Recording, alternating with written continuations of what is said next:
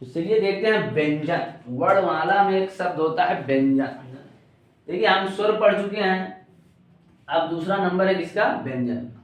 तो स्वर के बारे में थोड़ा जानकारी ले लें कि जो स्वतंत्र रूप से बोले जाते हैं उन्हें क्या बोलते हैं हम? स्वर। और स्वरों की संख्या कितनी थी भैया? 11। स्वर कितने थे आपके? 11 स्वर थे।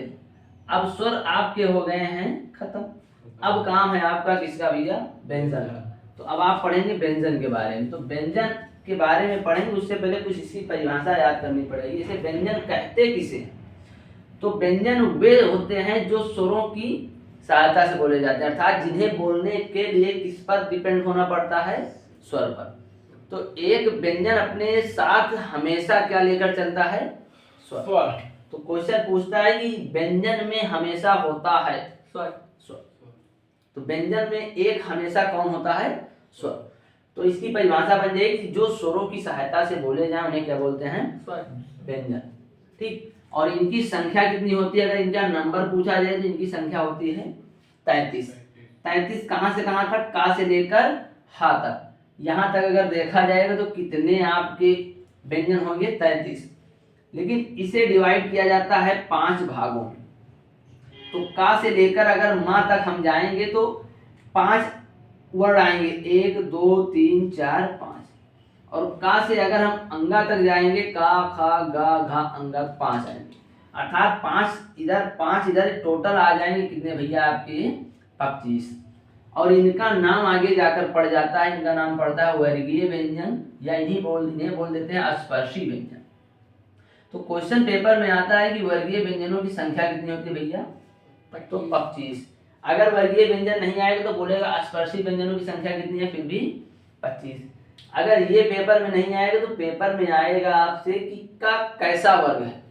तो का जो है आपका का वर्ग है। और कौन सा अक्षर है? पहला अक्षर। क्योंकि ये लाइन को हम बोलेंगे पहला अक्षर। ठीक। तो ये पहला होगा का, फिर उसके बाद खा दूसरा, फिर गा घा। अगर ऐसे जाएंगे तो इन्हें बोलेंगे वर्ग। का वर्ग, खा चा वर्ग, टा वर्ग, ता वर्ग, पा वर्ग। अब कैसे याद करें? तो आप याद करने की एक ट्रिक है कचटतप से। अर्थात का वर्ग को बताएगा, चा वर्ग को बताएगा, टा वर्ग को बताएगा, ता वर्ग को बताएगा, पा।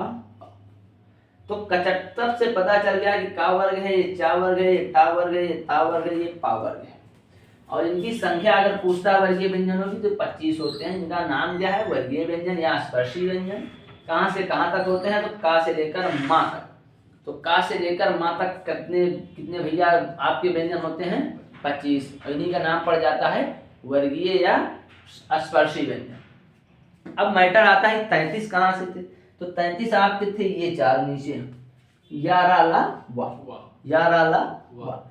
इन्हें जाकर आगे इनका नाम रख दिया जाता है जिसका नाम पड़ता है अंतास्त व्यंजन। तो क्वेश्चन पेपर में सेम आता है कि अंतास्त व्यंजनों की संख्या कितनी होती है भैया? 4। अंतास्त व्यंजनों की संख्या कितनी होती है? 4। ये कितने होते हैं भैया? 4। तो अंतास्त व्यंजनों की संख्या 4। अगर 4 नहीं आए तो पूछ लेगा वो कौन कौन है। तो आपको हो जाएगा या र ल व। फिर 4 ये हो गए, 25 ये, अर्थात 29 हो गए व्यंजन। अब बच रहे हैं 4 से। तो 4 ये आ रहे हैं सा सा सा सा सा सा हा। ये कितने हैं भैया आपके? 4। यानी सा सा सा हा। इन्हें बोलते हैं हम क्या? ऊष्मीय व्यंजन या संघर्षी व्यंजन। ऊष्मीय व्यंजन या संघर्षी। तो क्वेश्चन पेपर में सेम आता है कि बताइए ऊष्मीय या संघर्षी व्यंजनों की संख्या कितनी होती है? तो कितनी होती है भैया? 4। अगर 4 ऑप्शन देगा 0 1 2 3 4 अगर ऑप्शन में है। अगर ये नहीं पूछेगा तो अगला पूछेगा निम्न में कौन ऊष्मीय या संघर्षी व्यंजन है। आपको इसमें से कोई एक निकाल के दे देगा, बाकी सब अलग से निकाल लेंगे ना। तो आपको क्या करना है कि अंतास व्यंजन चारों रटना है, या अलावा संघर्षी या ऊष्मीय व्यंजनों को चारों को रटना है, सा सा शाह। ठीक, तभी जाकर पेपर में आप कुछ कर पाएंगे।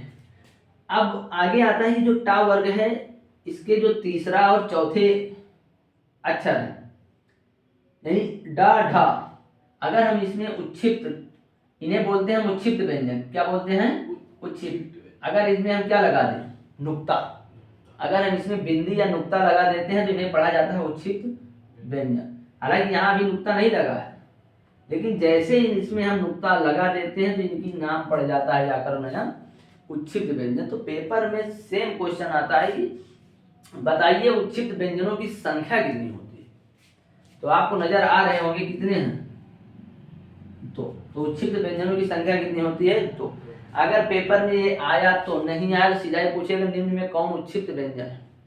एक ऐसे देगा आपको और एक ऐसे देगा आपको, तो किस पे लगाएंगे, जिस पर नुक्ता है, क्योंकि हमें पता है ये उत्क्षिप्त व्यंजन नहीं है, जिस पर नुक्ता है वही उत्क्षिप्त व्यंजन है। अगला देगा निम्न में कौन उत्क्षिप्त व्यंजन है, तो आपको ये नहीं है, ये है। क्यों, क्योंकि उत्क्षिप्त व्यंजन की एकमात्र पहचान है उस पर क्या होगा, नुक्ता। और वे दो अक्षर कौन से होंगे, ड ढ। बात समझ आई, बात समझ आई। अगला आइए आगे देखते हैं।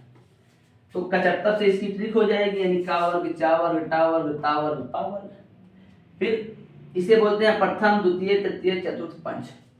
तो जैसे हम प्रथम, द्वितीय, तृतीय, चतुर्थ, पंच पर आएंगे, पांचवें पर आएंगे, तो ये आपको दिखाई पड़ेगा अंगा, अञा, अड़ा, ना, म। कौन कौन भैया, अंगा, अञा, अड़ा, ना, म। ये जो आपके 5 अक्षर हैं इन्हें बोला जाता है पंचमा अक्षर, क्योंकि ये वर्ग के 5वें अक्षर है। जो पांचों वर्ग हैं इनके 5वें अक्षर हैं, तो इन्हें बोला जाता है एक भाषा में पंचमा अक्षर। तो कभी पेपर में पूछ लेता है कि ना कैसा अक्षर है, द्वितीय अक्षर, तृतीय अक्षर, चतुर्थ या पंच। तो आपको मालूम है अंगा, अञा, अड़ा, ना, मा ये कौन से होते हैं, 5वें अक्षर होते हैं, तो ना भी 5वां होगा। अगर पंचमा न बोलकर हम इसे अगली भाषा में बोलते हैं कौन सा व्यंजन, नासिक व्यंजन, यानी जो नाक से बोले जाते हैं। जैसे आप बोलिए अंगा, अञा, अड़ा, मा, ना, तो कहीं ना कहीं ये कहाँ से बोले जा रहे हैं, नाक से। और जब नाक से बोले जाएंगे तो इनका नाम पड़ जाता है जाकर नासिक व्यंजन। तो क्वेश्चन पूछता है नासिक व्यंजनों की संख्या कितनी होती है, तो 5, 1, 2, 3, 4, 5। इन्हें बोला क्या जाता है, पंचमा अक्षर। आगे जब संधि पढ़ेंगे आप तो वहां बोला जाएगा कि 5वें अक्षर में बदल जाता है, अपने पंचमे में बदल जाता है, तो समझ जाना कि इसी में बदल रहा है। अब अगर बोलता है कि तीसरे वर्ग के 5वें में बदल जाता है, अर्थात तीसरे वर्ग इसे पकड़ेंगे, 5वें में आएंगे अड़ा में बदलेंगे। आगे जब संधि पढ़ेंगे तो ज्यादा समझ आएगा, उसे पढ़ने के लिए ये जरूरी है। फिर इसी में आगे आते हैं तो देखते हैं 11 अलावा आपके कैसे व्यंजन थे, अंतास्थ व्यंजन। इसमें जो 2 शब्द हैं या और वा, कौन कौन, या और वा, इन्हें बोला जाता है अर्धस्वर। तो पेपर में सेम ऐसे क्वेश्चन आता है, बताइए अर्धस्वरों की संख्या कितनी होती है। कितने हैं भैया आपके, 2, या और वा। कितने हैं आपके, 2। तो अगर आपको पूछता है कितने होते हैं तो 2, अगर पूछता है कौन कौन है तो या और वा। ठीक, जैसे महिलाएं, महिलाएं, कौवा, कौवा, यहीं से बना या और वा से। फिर आपको रा के बारे में पूछता है, बहुत ही इंपॉर्टेंट क्वेश्चन है कि रा कैसी ध्वनि है, तो इसे बोलते हैं प्रकंपित या लुंठित। प्रकंपित या लुंठित ध्वनियां। तुमसे पूछते हैं कि रा कैसी ध्वनि है, तो लुंठित यानी लुंठ हो जाती है, जीभ क्या हो जाती है, रा। देखिए प्रकंप करती है, थोड़ा कांपने लगती है, रा। तो इसके बाद आपका आता है ला। ला पूछता है, ला बोलोगे तो पार्श्व यानी स्पर्श करेगा थोड़ा आपका जीभ, तो ला कैसा है भैया, आपका पार्श्विक व्यंजन है या पार्श्विक ध्वनियां। तो आपसे पूछेगा रा कैसी ध्वनि है, तो क्या बताएंगे, रा प्रकंप कर रहा है, तो प्रकंपी, या दूसरा नाम है इसका लुंठित, लुंठ हो जाती है। ला अगर बोला जाए तो पार्श्विक व्यंजन है। ठीक, और उसके बाद फिर अगला पूछता है संयुक्त व्यंजनों की संख्या कितनी होती है। देखिए संयुक्त स्वर भी आपके 4 होते हैं। संयुक्त स्वर कितने होते हैं, संयुक्त स्वर की संख्या भी आपकी 4 होती है, ए, ऐ, ओ, औ। यही तो है 4 स्वर आपके। लेकिन आगे जैसे हम स्वर पढ़ने के बाद व्यंजन पर आते हैं तो वहां भी पता चलता है कि संयुक्त व्यंजन कितने होते हैं। संयुक्त मतलब होता है जिसमें एक से अधिक शब्द हो, उसे बोलते हैं संयुक्त, मिला हुआ। इसे आप कहो ना, हम संयुक्त परिवार हैं। संयुक्त परिवार का मतलब कि मिला परिवार है, अर्थात जहां एक से अधिक लोग हैं उसे हम संयुक्त बोलते हैं। आज समझ आई, एक घर दूसरे घर से क्या है, संयुक्त है, यानी कि बिल्कुल चिपका हुआ है, मिला हुआ है। तो अब अगर देखेंगे तो संयुक्त स्वर आपके कितने थे, अगर स्वर पढ़ते थे तो 4, ए ऐ ओ औ।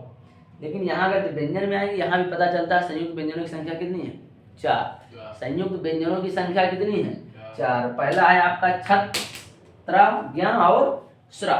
छत्रं, ज्ञ और स्रा। तो छत्र पूछता है किससे बना है, तो का प्लस स्रा से, का प्लस स्रा से, पेट चिरवा चलेगा बोलो तो स्रा चीट जात। फिर उसके बाद त्रा बोलता है, त्रा किससे बना, ता प्लस रा से। फिर उसके बाद ज्ञ पूछता है, तो ज्ञ बना है जा प्लस अन्या से, जा प्लस अन्या से। और स्रा बना है आपका शा, शल्यम वाले शा से और रा से। तो आपसे कभी पूछता है कि क्षत्रिय को हम क्षत्रिय क्यों नहीं बोलते, तो उसे बोलते हैं क्या हम, कक्षत्रिय।